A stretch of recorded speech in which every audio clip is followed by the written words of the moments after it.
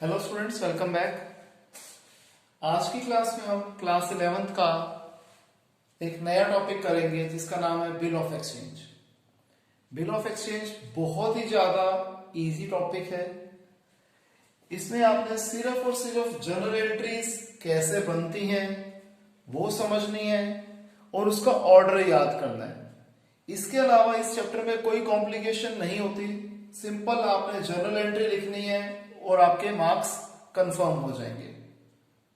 तो journal entry कैसे बनती है हम लोग वो भी समझेंगे, फिर जर्नल एंट्री को हम याद करेंगे और उसके बाद क्वेश्चंस करने में कोई भी दिक्कत नहीं होगी। तो सबसे पहले हम लोग इसकी कुछ बेसिक बातें कर देते हैं। जो टर्म्स इस चैप्टर में यूज होनी है, सबसे पहली है ड्रॉर। ड्रॉर होता है कौन? सेलर, वो इंसान जिसने गुड्स क्रेडिट पे बेचे हैं, जो बिल ऑफ एक्सचेंज बनाएगा।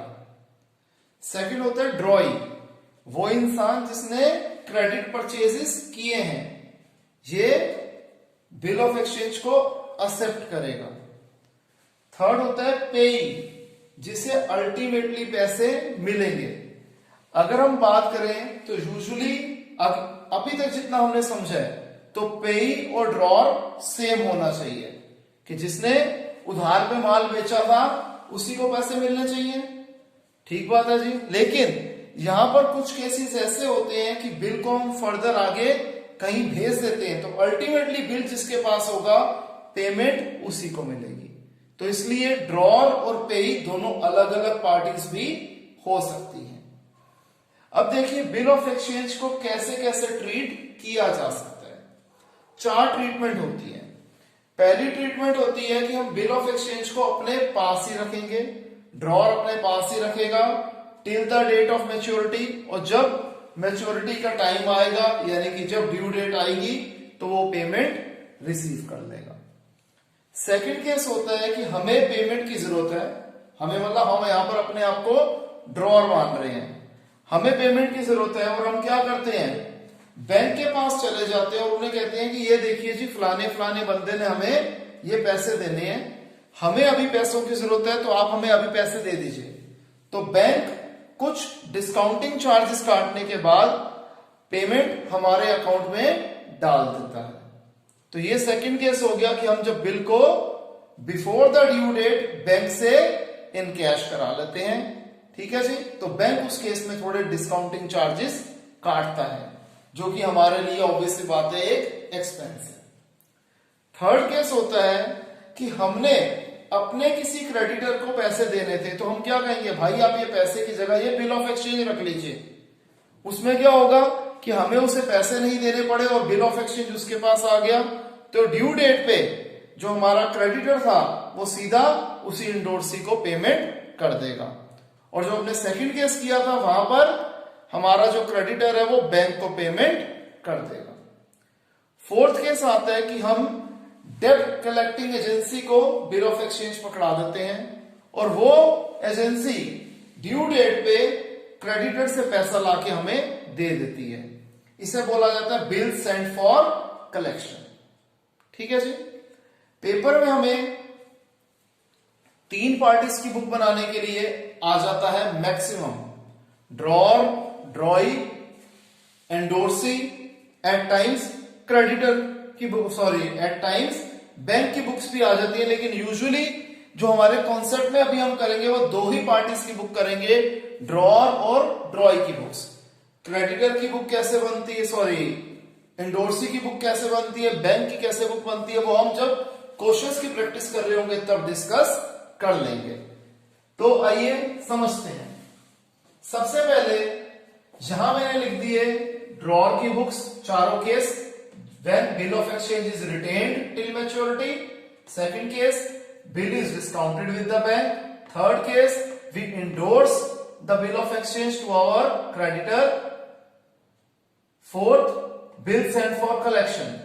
यहां पर ड्रॉर की बुक्स के हिसाब से जर्नल एंट्रीज है, यहां पर ड्रॉई यानी कि परचेजर के हिसाब से हमने एंट्री करी हुई है। Number 1, sale of goods on credit. हमने उधार पे माल बेचा, हमने मतलब ड्रॉर ने, तो एंट्री क्या होती है क्रेडिट सेल की? डेटर टू सेल्स, यही एंट्री होगी चारों केस में। और जिसने उधार पे सामान खरीदा है उसकी एंट्री क्या हो जाएगी? Purchases to creditor. ध्यान रखना यहां पर मैं सीजीएसटी आईजीएसटी को कंसीडर नहीं कर रहा, एसजीएसटी को कंसीडर नहीं कर रहा, क्योंकि आपको पता है कि अगर जब टैक्स लगता है तो उसकी एंट्री में क्या चेंज होता है। नॉर्मल जर्नल वाले चैप्टर में हमने किया था वैसे ही करेंगे, तो अभी चीजों को ज्यादा कॉम्प्लिकेटेड ना करते हुए मैं सिंपल तरीके से लिख रहा हूं। सेकंड, हमने बिल ऑफ एक्सचेंज बनाया। बिल ऑफ एक्सचेंज बनाने की कोई एंट्री नहीं होती, ना ड्रॉअर की बुक्स में ना ड्रॉई की बुक्स में। एंट्री कब होगी? जब डेटर उस बिल ऑफ एक्सचेंज को एक्सेप्ट कर लेगा। तो हमारी बुक में हम क्या कर देंगे? बीआर टू डेटर, चारों ही केसेस में। और ड्रॉई क्या करेगा? Creditor to BP. अच्छा, ये पहली एंट्री जो थी वो तो कैसे बनती है आपको पता है, हमने जर्नल वाले चैप्टर में करा था। ये एंट्री कैसे बनी? यहां पर हमारा डेटर की फॉर्म चेंज हो गई, हमारे डेटर्स कम हो गए और हमारा बिल रिसीवेबल नाम का एसेट बढ़ गया कि हमारे डेटर्स ने हमें बिल ऑफ एक्सचेंज दे दिए। तो increase of debtor is debit, तो इसलिए हमने increase of asset is debit, तो इसलिए हमने बीआर को डेबिट कर दिया। और decrease of asset is credit, debtor हमारे कम हो गए इसलिए हमने डेटर्स को क्रेडिट कर दिया। ये एंट्री कैसे बनी? यहां पर लायबिलिटी का इंक्रीज हो रहा है, लायबिलिटी का इंक्रीज क्या होता है? क्रेडिट। तो ड्रॉई की बिल पेएबल नाम की लायबिलिटी बढ़ रही है इसलिए उसने उसे क्रेडिट कर दिया, और उसकी क्रेडिटर नाम की लायबिलिटी कम हो रही है इसलिए उसने डेबिट कर दिया। Fourth, treatment of bill of exchange. आप कैसे कर सकते हो? बिल अपने पास रखोगे तो कोई एंट्री नहीं होगी। अगर आपने उसे बैंक से पहले ही इन कैश करा लिया तो जनरल एंट्री हो जाएगी बैंक अकाउंट डेबिट, जितने पैसे आपको बैंक से मिले, डिस्काउंटिंग चार्जेस डेबिट, जितने डिस्काउंटिंग चार्जेस बैंक ने काटे, टू बीआर। फॉर एग्जांपल 5000 का बिल था और बैंक ने 100 रुपए डिस्काउंटिंग चार्जेस काटे तो हमें मिलेंगे 4900, तो हम बैंक अकाउंट में डेबिट कर देंगे 4900, डिस्काउंटिंग चार्जेस में डेबिट कर देंगे 100 और बीआर में लिख देंगे 5000। अब जब हमने इसी बिल को अपने किसी क्रेडिटर्स को इंडोर्स कर दिया, हम बोलेंगे इंडोर्सी को हमने पकड़ा दिया, तो एंट्री हो जाएगी इंडोर्सी टू बीआर। हमारा बिल रिसीवेबल नाम का एसेट कम हो गया और हमारी इंडोर्सी नाम की लायबिलिटी भी कम हो गई। लायबिलिटी का डिक्रीज डेबिट, एसेट का डिक्रीज क्रेडिट।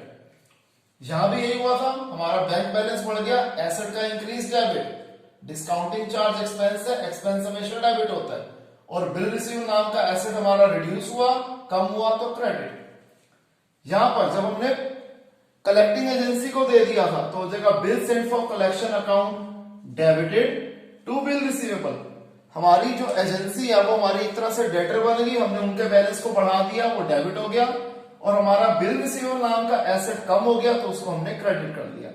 अब इस बिल की हम जो मर्जी ट्रीटमेंट करें, ड्रॉई को उससे कोई फर्क नहीं पड़ता क्योंकि उसने तो सिर्फ पैसे देने हैं। यहां पर हमारी बुक्स में एंट्री होगी, ड्रॉई की बुक्स में treatment of bill of exchange की कोई एंट्री नहीं होती। अब हम करते हैं honouring of bill of exchange bye debtor, या फिर जब डेटर जो हमारा था वो ड्यू डेट पे पेमेंट कर देता है। जब बिल हमारे पास था तो हम क्या करेंगे? कैश या फिर bank account debited to BR. कैसे बनी? हमें कैश मिला, एसेट इंक्रीज डेबिट, हमारा बिल रिसीवेबल नाम का एसेट कम हो गया क्रेडिट। इन दोनों केसेस में पेमेंट बैंक को आएगी तो हम अपनी बुक में एंट्री नहीं करेंगे, यहां पर इंडोर्सी को पेमेंट आएगी, हम अपनी बुक्स में कोई एंट्री नहीं करेंगे। यहां पर एजेंसी ने हमें पैसे लाके दे दिए तो bank account debited to bill sent for collection, हमारा बैंक बैलेंस बढ़ गया, एसेट का इंक्रीज डेबिट, और हमारा बिल सेंट फॉर कलेक्शन नाम का जो एसेट था वो रिड्यूस हो गया क्रेडिट। हालांकि प्रैक्टिकल नजरिए से देखें तो एंट्री ये नहीं होती क्योंकि जो डेब्ट कलेक्टिंग एजेंसी होती है वो कुछ ना कुछ चार्जेस काटती है, तो वो चार्जेस भी हमारे डेबिट होते हैं।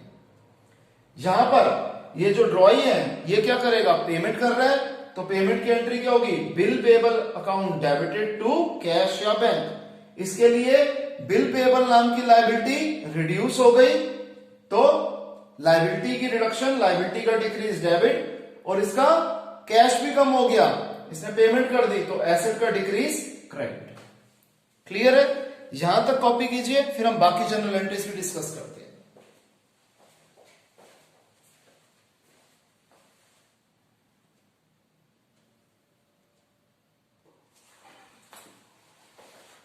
आइए आगे की जनरल एंट्रीज डिस्कस कर लेते हैं। सिक्स्थ केस है dishonour of bill of exchange. जब जो ड्रॉई है ड्यू डेट पे पेमेंट नहीं दे पाता। अब इसमें दो केसेस होते हैं। पहला केस कि जब नोटिंग चार्जेस इनकर नहीं होते, और सेकंड केस जब नोटिंग चार्जेस इनकर होते हैं।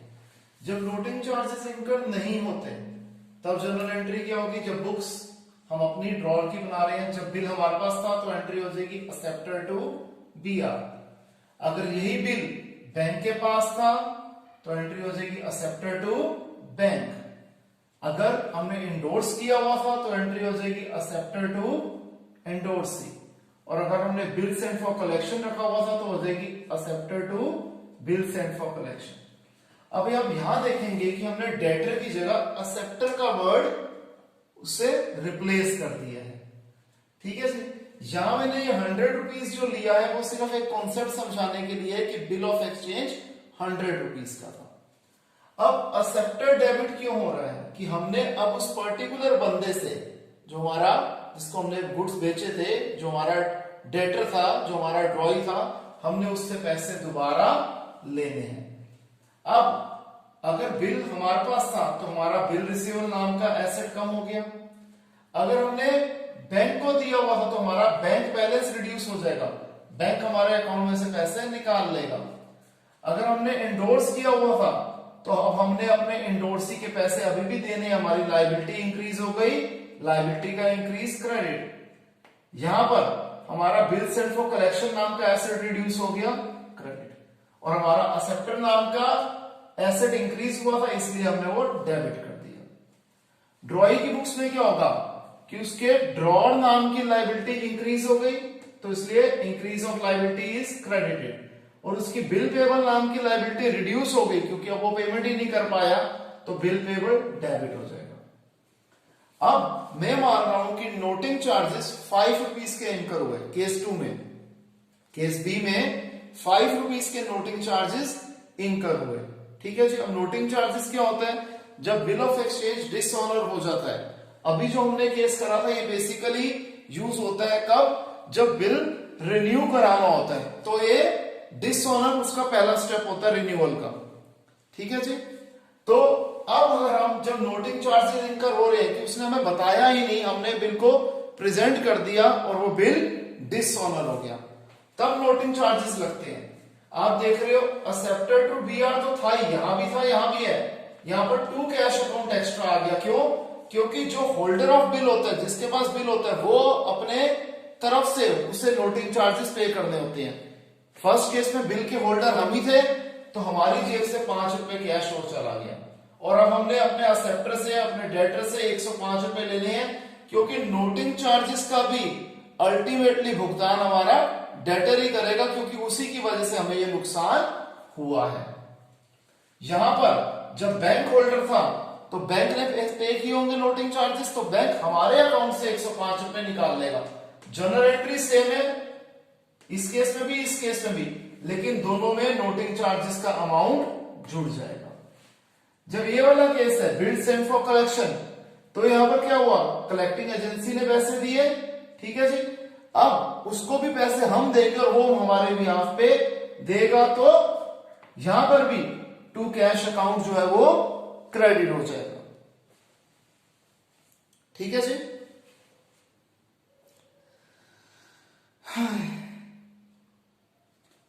यहां तक किसी को कोई डाउट?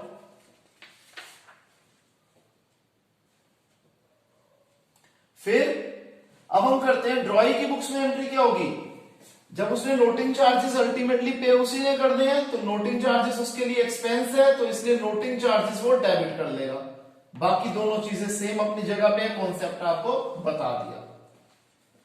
अब 7th केस आ जाता है retirement of bill of exchange before due date. Due date आने से पहले ही हमारे डेटर ने कहा सर आप मेरे से पैसे अभी ले लो, तो ऑब्वियस सी बात है अगर वो बिफोर ड्यू डेट पेमेंट कर रहा है तो वो कुछ ना कुछ मॉनेटरी गेन एक्सेप्ट कर रहा होगा, दैट इज कॉल्ड रिबेट। तो रिबेट जो है हमारे लिए हो गया एक तरह का खर्चा, एक्सपेंस, और सामने वाली पार्टी के लिए यानी कि हमारे ड्रॉई के लिए हो गया फायदा। इसलिए रिबेट को हम करेंगे डेबिट और वो करेगा क्रेडिट। अब क्या करेंगे जी, अगर हमें 5,000 का बिल था और हमने कहा ठीक है भाई तो हमें 4,900 रुपए दे दे, तो हम कैश या फिर बैंक 4,900 से डेबिट कर देंगे।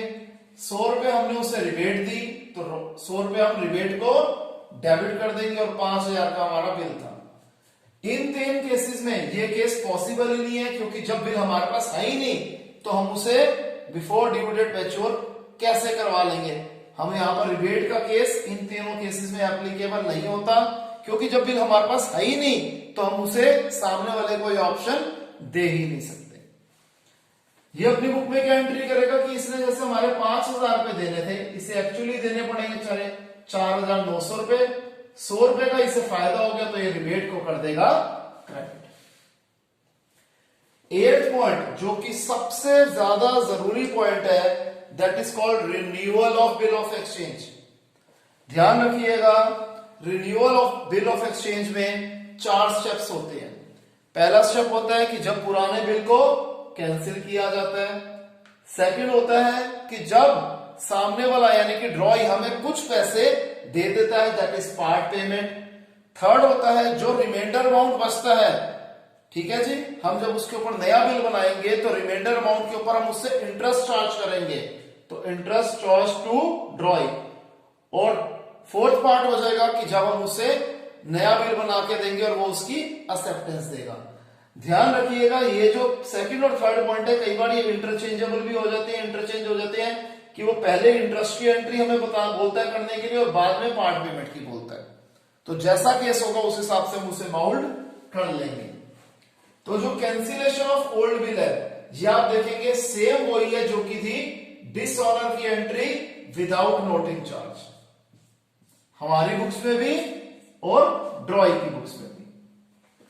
पार्ट पेमेंट जब हमें कुछ पैसे मिल रहे हैं, किससे मिल रहे हैं, अपने असेप्टर से मिल रहे हैं, तो एंट्री हो जाएगी कैश टू असेप्टर, कैश या फिर bank account debited to acceptor.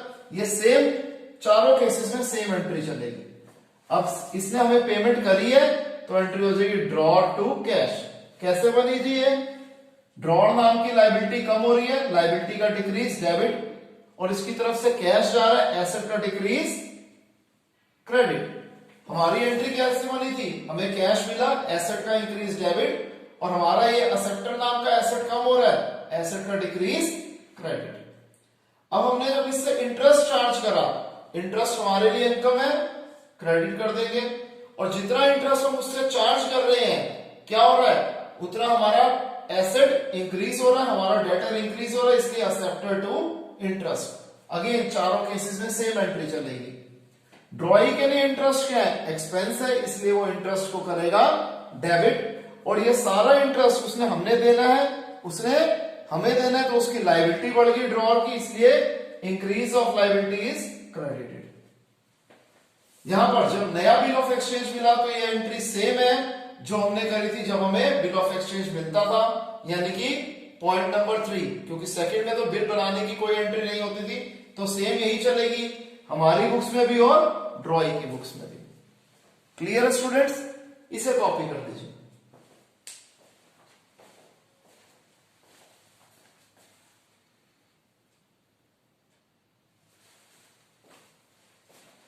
तो आइए लास्ट 2 केसेस भी देख लेते हैं। 9th पॉइंट है treatment of new bill of exchange. ये सेम वैसा ही है जैसे हम treatment of bill of exchange करते थे ड्रॉअर की बुक्स, ड्रॉई की बुक्स में सेम इफेक्ट है, कोई भी चेंज नहीं है। 10th होता है इंसॉल्वेंसी ऑफ ड्रॉई, कि ड्रॉई जो है वो इंसॉल्वेंट हो गया। इसमें हमने 2 केसेस ले लिए, एक dishonour of new bill, same entry है जैसे हम करते थे dishonour of bill of exchange की, ड्रॉअर की बुक्स में भी सेम एंट्री, ड्रॉई की बुक्स में भी सेम एंट्री। और इसमें सेकंड केस क्या हो जाएगा, सेकंड पॉइंट क्या हो जाएगा, receipt of amount from debtor, हमें असेप्टर से डेटर से जो पैसा मिल गया, ऑब्वियसली बात है, जब वो इंस्टॉलमेंट हो गया तो कुछ पैसे हमें मिलेंगे और कुछ पैसे हमारे डूब जाएंगे। तो जो हमें पैसे मिलेंगे हम लिख देंगे कैश अकाउंट डेबिट, जो पैसे हमारे डूब जाएंगे बैड डेब्ट के नाम से वो डेबिट हो जाएगा टू अ सेक्टर। चारों केसेस में सेम एंट्री होगी। फॉर एग्जाम्पल अगर हमें 1000 रुपए मिलने थे और हमें 700 रुपीज मिल गए तो कैश में आ जाएंगे 700, बैड डेब्ट में आ जाएंगे 300 रुपीज। और ड्रॉइंग की बुक्स में एंट्री क्या हो जाएगी, इसने 1000 रुपए हमारे देने थे, 1000 रुपए ड्रॉअर को डेबिट कर देगा।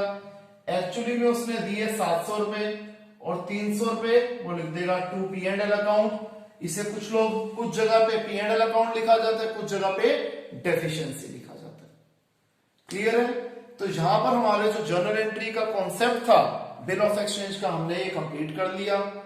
नेक्स्ट क्लास में हम इसके कॉन्सेप्ट की प्रैक्टिस करेंगे और जो भी डाउट होगा हम लाइव क्लास में उसे कवर करेंगे। तो okay students, bye, take care.